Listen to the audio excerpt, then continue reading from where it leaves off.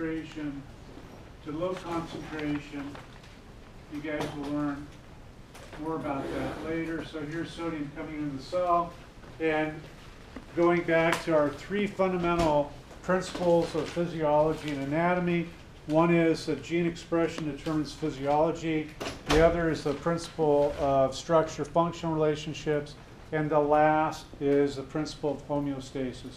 The cell has to be able to maintain a steady state, a constant internal environment, even though things may be changing outside the cell. If it can't maintain this constant internal state, then it's going to die. So as soon as the sodium ion comes in, we've got to get rid of it. And the way in which we get rid of it is by using a sodium-potassium ATPase pump, which I'm just going to show here.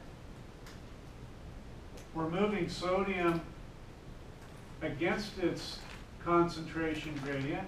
Another way of thinking about this is that we're moving sodium against the second law of thermodynamics. Anytime we're moving against the second law of thermodynamics, we're obligated to expend energy. Therefore, our cells, all of them have a very large energy appetite. One of our primary energy molecules is glucose. I'm just going to show that here. The problem with glucose is that it's a polar molecule, and therefore it cannot move across the cell membrane. Therefore, we need some type of carrier-mediated transport mechanism to get the glucose across the cell membrane. And it turns out that there's this sodium glucose carrier.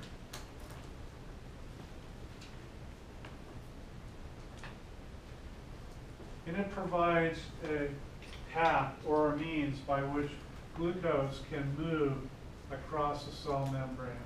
You guys should also tell me that an alternate name for this sodium glucose carrier is a so-called glucose transporter, or GLU.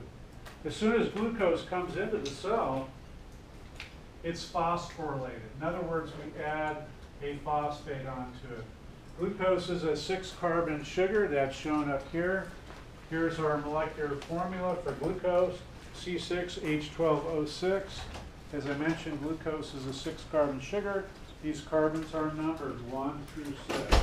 And this nomenclature, this scheme, simply tells you that the cell comes along and adds a phosphate onto the number 6 phosphate.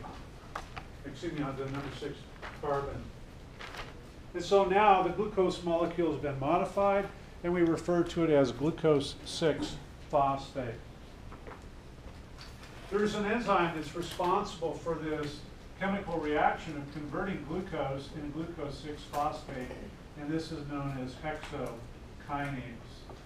And when I introduce this to you, one of the things that I emphasize is that anytime you see a suffix of kinase, as soon as you see ASC, you know that that's an enzyme. Kinases are a very specific group of enzymes, and their job is to phosphorylate their target molecules.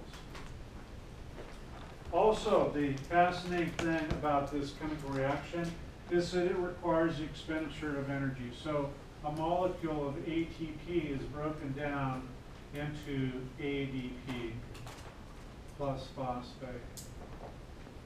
The glucose 6-phosphate is then converted to fructose 6-phosphate. And fructose 6-phosphate is converted into fructose 1,6-phosphate. Fructose is a 6-carbon sugar. We already have that phosphate attached to the number 6 carbon because of the reaction of hexokinase. Now we come along and we add another phosphate onto the number 1 carbon. There's an enzyme that's responsible for this chemical reaction, and this enzyme is known as phosphofructokinase.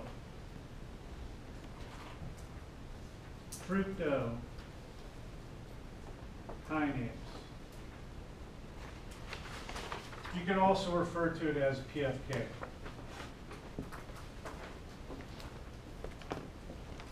And once again, energy is required. So we have ATP being broken down into ADP plus phosphate. Come back and just emphasize the fundamental story, and that is the story of cellular respiration is all about capturing electrons in a high energy state and then transferring the energy away from those electrons. To this point, we haven't seen any electrons being captured. Now, as it turns out, there's a whole series of chemical reactions that follow, and I'm not showing you those, whereby fructose 1,6-phosphate is converted ultimately into pyruvate. It's between the conversion of fructose 1,6-phosphate into pyruvate that we now capture high energy electrons for the first time. So we've got 2 molecules of NAD plus 4 protons plus 4 electrons reacts to form 2 NADH.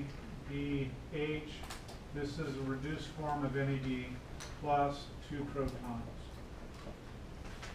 And also, for the first time, we actually end up making some ATP. So we have 4 molecules of ADP plus 4 phosphate that react to form 4 molecules of ATP. So we've used 2 molecules of ATP, and we produce 4 molecules of ATP. So earlier tonight, over on this board to your left, we had a little table over there, simply summarized, itemized, what the net number of ATP molecules was that's produced by this set of biochemical events here.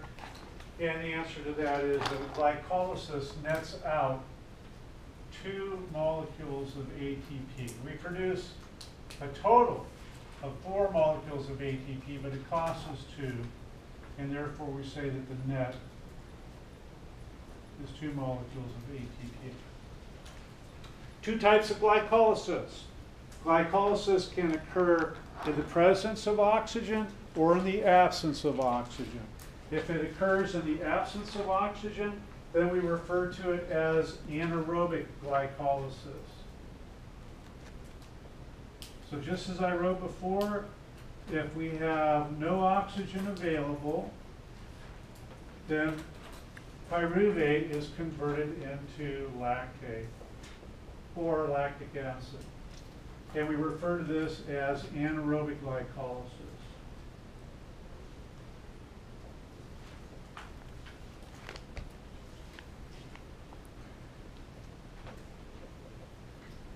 Now make sure you understand, I highlighted this last week, that anaerobic glycolysis is not defined as a conversion of pyruvate to lactate.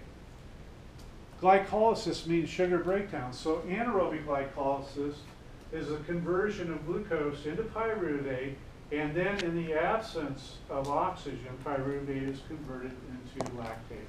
That's anaerobic glycolysis. There's also what is known as aerobic glycolysis. And aerobic glycolysis is a conversion of glucose into pyruvate, which then is shuttled into the mitochondria. So here I'm just going to put with O2 aerobic glycolysis. And then over here I'll just show mitochondria.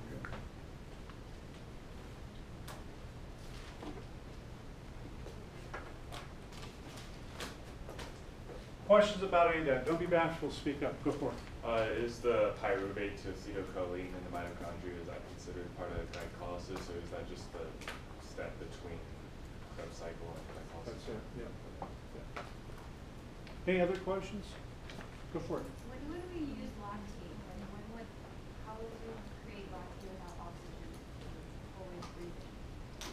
Well, as it turns out, you can have instances where cells aren't receiving oxygen. So imagine somebody who's having a heart attack.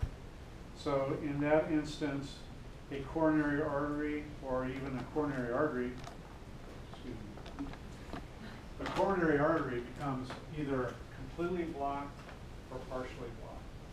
And so the cells that are downstream from that now are not receiving adequate amounts of oxygen. And so there, if there's some oxygen, then some of the glucose will go to pyruvate in the mitochondria. But I'm saying that the delivery of oxygen is reduced. Some will go to pyruvate and then to lactate. However, if you have complete blockage, then the only strategy available to the cell to get energy is to go from glucose into pyruvate and lactate. But here's the problem, and all of you should appreciate this, is that if we have a molecule of glucose that's broken down to pyruvate and then enters into the mitochondria, how many total molecules, excuse me, how many net molecules of ATP will you get? How many total molecules, excuse me, what will be the net number of molecules of ATP being produced by converting glucose into pyruvate, into acetylcoenzyme A, blah, blah, blah? 36, that's correct. On the other hand, imagine that all of you are getting paid $5,000 a month, and that's what you live on. You've got your budget. That's your energy budget. But imagine that now no oxygen is being delivered to the cell. The only option it has is for glucose to go to pyruvate, to lactate, and how many net molecules of ATP do we get from that? 2, right? So normally we're producing 36 molecules of ATP from a single molecule of glucose, and now we're only getting 2. So what's happened to the production of ATP? It's gone down by how much?